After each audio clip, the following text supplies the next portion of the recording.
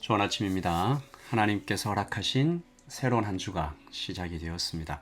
1월 24일 화요일 하나님께서 주신 말씀 마태복음 3장 13절에서 4장 11절까지 말씀 보겠습니다. 이때에 예수께서 갈릴리로부터 요단강에 이르러 요한에게 세례를 받으려 하시니 요한이 말려 이르되 내가 당신에게서 세례를 받아야 할 터인데 당신이 내게로 오시나이까? 예수께서 대답하여 이르시되 이제 허락하라. 우리가 이와 같이 하여 모든 의를 이루는 것이 합당하니라.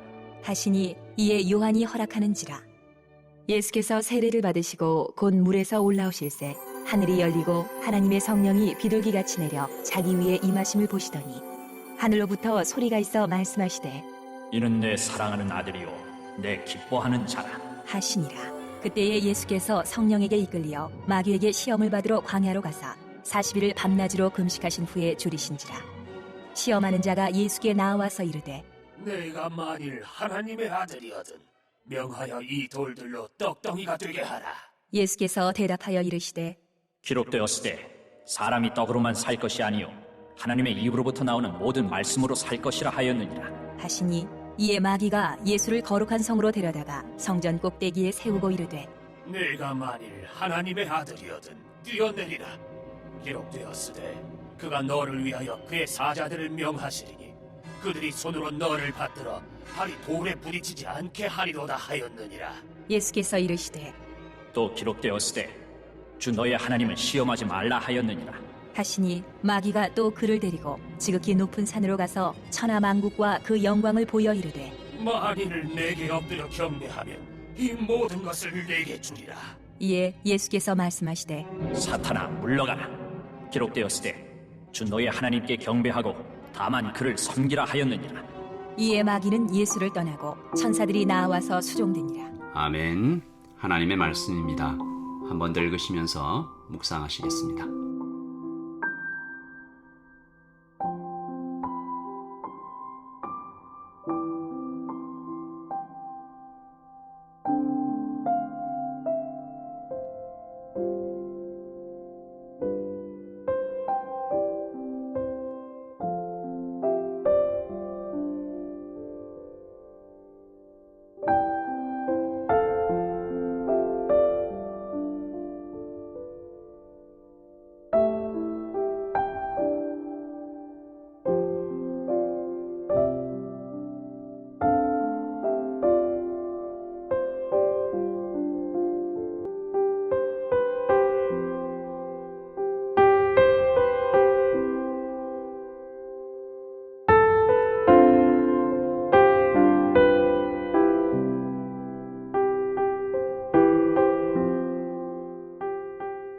우리 지난주에 예수님께서 태어나시는 장면, 이 족보들 좀 살펴봤었는데요. 이제 3장부터 예수님께서 세상에 나타나시는 장면입니다. 공적인 사역이죠. 공생애를 시작하시는. 예수님께서 이 공생애를 시작하실 때 먼저 세례를 받기 위해 요한을 찾아가시죠. 그리고 세례 받으신 후에 마귀에게 시험을 받으러 광야로 가십니다. 세례가 죄를 씻는다라는 의미잖아요. 죄 없으신 예수님께서 왜 세례를 받으셨을까요? 그리고 세례를 받으셨을 때 하늘이 열린 것은 무슨 의미일까요? 그리고 세례를 받으신 후 곧바로 광야로 들어가신 이유는 또 무엇일까요? 오늘 세례를 주지 못하겠다라고 막 세례요한이 말리는데 예수님께서 이렇게 얘기하시잖아요. 이와 같이 해야 모든 의가 이루어진다. 공동 번역의 해석, 번역을 좀 보면 우리가 이렇게 해야 하나님께서 원하시는 모든 일이 이루어진다. 하나님께서 원하시는 모든 일이 뭘까요? 세상을 구원하는 일이죠. 그러니까 세상을 구원하기 위해 예수님께서 하셔야 하는 일과 이 세례 받는 것이 연결이 되어 있다는 거죠. 뭡니까? 고난 받으시는 것입니다. 죄인이 되시는 거죠. 죄를 뒤집어 쓴 제물의 모습이 되셔서 죽으시는 것입니다. 그러므로 예수님의 공적인 사역 시작한다. 이 의미는 고난받는 죄인의 길을 시작하시는 거예요. 바로 우리를 위해서입니다. 오늘 말씀을 들으시는 여러분과 저를 위해서.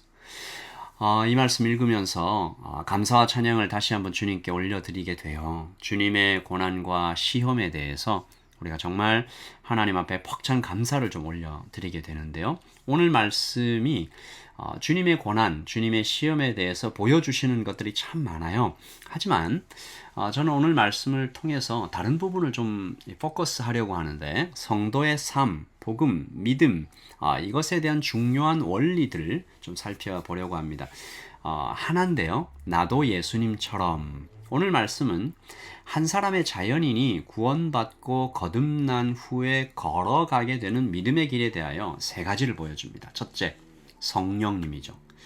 예수님께서 세례를 받으시고 올라오실 때 성령께서 임하시는데요. 우리도 똑같습니다.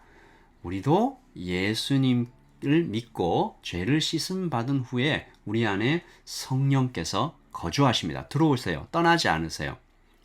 예수님께서 오늘 세례 받으시면서 성령께서 임하셨는데 이후의 모든 사역은 성령의 능력을 의지해서 행하신 것이죠. 우리도 그렇습니다. 우리 안에 계신 성령님은 천지를 만드신 하나님이신데 예수님께서 이런 말씀을 하신 적이 있어요. 요한복음 14장 12절인데 내가 진실로 진실로 너희에게 이르노니 나를 믿는 자는 나의 하는 일을 저도 할 것이요 또한 이보다 더 큰 것도 하리니 이는 내가 아버지께로 감이니라. 너희가 내 이름으로 무엇이든지 구하면 내가 시행하리니 이는 아버지로 하여금 아들을 인하여 영광을 얻으시게 하려 함이라. 내 이름으로 무엇이든지 내게 구하면 내가 시행하리라. 무슨 얘기예요? 예수님께서 하셨던 일을 우리도 할 수 있다. 더 큰 일도 할 수 있다. 왜요? 기도를 통해 성령님을 의지하면 가능하다. 어떤 사람은 뭐든지 할 수 있다라고 얘기하니까 막 예수님처럼 무리를 걷고 오병이어를 행하고 뭐 이런 쪽을 좀 많이 생각을 하는데요. 그보다는요. 나도 예수님처럼 용서할 수 있다. 나도 예수님처럼 사랑할 수 있다. 나도 예수님처럼 기도할 수 있다. 나도 예수님처럼 복음을 전할 수 있다. 나도 예수님처럼 예배할 수 있다. 성령께서 우리 안에 들어오시면 우리가 그렇게 예수님처럼 살아갈 수 있게 됩니다. 아멘. 둘째, 하나님의 사랑이 보여요. 성령께서 임하신 후에 하늘에서 소리가 들리잖아요. 17절입니다. 하늘로부터 소리가 있어 말씀하시되 이는 내 사랑하는 아들이요 내 기뻐하는 자라 하시니라. 하나님 아버지의 음성인데요. 이 음성이 예수님을 향해서만 선포된 말씀 아니잖아요. 거듭난 모든 성도는 이 17절 말씀을 오늘도 듣습니다. 이는 내 사랑하는 아들이요 사랑하는 딸이요 내 기뻐하는 자라. 하나님께서 우리를 바라보실 때 무한한 기쁨으로 바라보고 계세요. 2주 전에 제가 주일 설교에서도 잠시 나누었지만 우리 교회의 양육과정 중에 복음 중심적 삶, Gospel Centered Life 그 중에 이런 글이 나옵니다. 당신을 바라보시는 하나님은 지금 어떤 모습이십니까? 좀 잘하지. 어째 그 모양이야. 너 계속 그렇게 살래. 그런 모습 아니고 하나님께서 나를 바라보시는 눈빛은 기쁨을 이기지 못하시는 모습이에요. 만약 그렇지 않다면 우리는 복음을 지금 오해하고 있는 것입니다. 여러분, 우리는 지금 가득 찬 사랑 안에 있습니다. 이것을 믿어야 합니다. 사단이 속삭여요. 아니야. 이 모든 사단의 속삭임을 거절하고 분명하게 믿어야 됩니다. 성령께서 내 안에 살아계시고 하나님께서 나를 무한한 사랑과 벅찬 기쁨으로 바라보고 계시다는 것. 그러면 더 이상 뭐가 필요할까요? 우리가 이것을 믿고 복음 안에서 살아가는 오늘 하루하루가 되기를 소원하는 것이죠. 마지막 셋째, 시험입니다. 당황스러운 말씀이 좀 등장하는데요. 14장 1절인데 그때에 예수께서 성령에게 이끌려 마귀에게 시험을 받으러 광야로 가사. 예수님께서 어디를 가세요? 광야로 가세요. 누가 데리고 가요? 성령께서 이끌려. 마귀가 끌고 가는 거 아닙니다. 성령께서 이끌고 가세요. 살짝 맛만 보여주시고 이런 고난이 있을 것 아니고요. 2절 보시면 40일을 밤낮으로 금식할. 예수님 거의 죽음 직전까지 내몰리셨어요. 예수님은 하나님이시지만 인간의 육체잖아요. 40일 광야에서 뿐만 아닙니다. 숨만 쉬고 있기도 어려운 그때에 여러분 금식 해보신 분 계시지만 정말 죽을 것 같잖아요. 40일 동안 힘이 다 빠졌어요. 근데 그때에 사단이 다가와서 시험을 합니다. 이상해요. 성령님은 우리를 도우시는 분인데 고생길로 광야로 데려가서 죽을 것 같은 고통을 겪게 하시나 그냥 두시나? 시험의 내용을 조금 더 살펴봐요. 떡과 성전 꼭대기, 높은 산.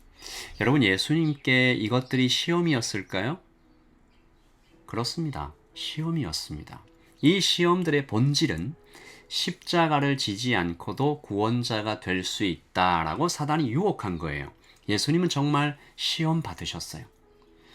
우리에겐 우리가 세상 살아갈 때는 좀 더 다양한 이런 시험들이 있겠죠. 떡과 성전 꼭대기, 높은 산은 각각 육체적 욕망, 그리고 성취, 그리고 어떤 그 절대자에 대한 사단 자체에 대한 경배와 중독을 이야기하죠. 우리 인생에 이런 시험들 계속 찾아와요. 모르는 사이에 우리가 섬기고 있는 우상들이라고 말할 수 있겠죠. 여러분 이것들을 처리해야 진정한 행복을 누릴 수가 있습니다. 하나님의 자리에 잘못 앉아있는 우상들을 원래 자리로 돌려보내야 우리가 정말 행복하게 살아갈 수 있어요. 물론 그 과정이 고통스러움을 오늘 말씀이 얘기해 주시잖아요. 마치 광야로 들어가는 것 같아요. 40일 동안 먹지 못하고 그렇게 죽을 것 같은. 하지만 이 시험은 우리를 살리시는 것입니다. 제가 얼마 전에 유튜브에서 동영상을 하나 보았는데요.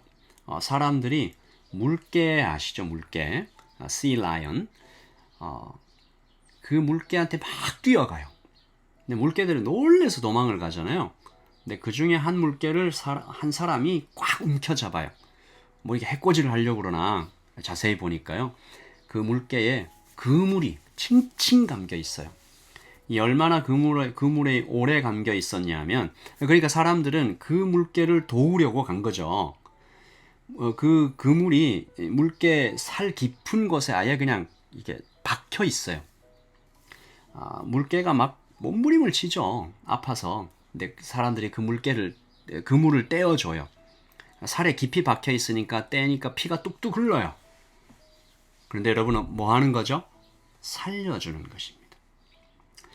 여러분 오늘 우리의 인생 가운데 하나님 따라가다가 겪게 되는 모든 아픔과 고난과 골짜기와 높은 산, 하나님께서 우리를 살려주시는 것이다. 여러분 오늘 성령님 내 안에 계신 것, 그리고 하나님의 사랑이 우리에게 부어지고 있는 것, 그리고 우리가 때때로 겪는 이 시험들은 모두 하나님의 사랑이다라는 것 기억하고 오늘 하나님 앞에 복음 안으로 더 깊이 들어가는 우리 모두가 되기를 소원합니다. 제가 한번 기도하고 아침을 시작하겠습니다. 하나님 아버지, 우리 안에 성령님 계십니다. 아멘. 감사합니다. 알려주시고 이끌어주시고 하나님 힘을 주십니다. 저는 하나님의 사랑을 받고 있습니다. 넘치는 사랑, 더할 수도 없고 뺄 수도 없고 꽉 찬 사랑. 그리고 그 하나님의 손을 붙잡고 걸어가는 길이 때때로 죽을 것 같은 길도 있습니다. 하지만 살려주시는 것임을 믿습니다. 오늘 하루 주님 안에서 살아가기를 원합니다. 주님의 사랑을 의심하지 않고 살려주시는 그분의 손길이 우리에게 닿을 때 때때로 아파도 주님께 더욱 나아가서 엎드리는 우리 모두가 되게 하여 주시옵소서. 하나님 2023년 올 한 해 우리의 믿음이 크게 성장하고 주님을 더욱 닮아가기를 소원하며 우리 주 예수 그리스도의 이름으로 기도합니다. 아멘. 여러분 평안하십시오. 샬롬.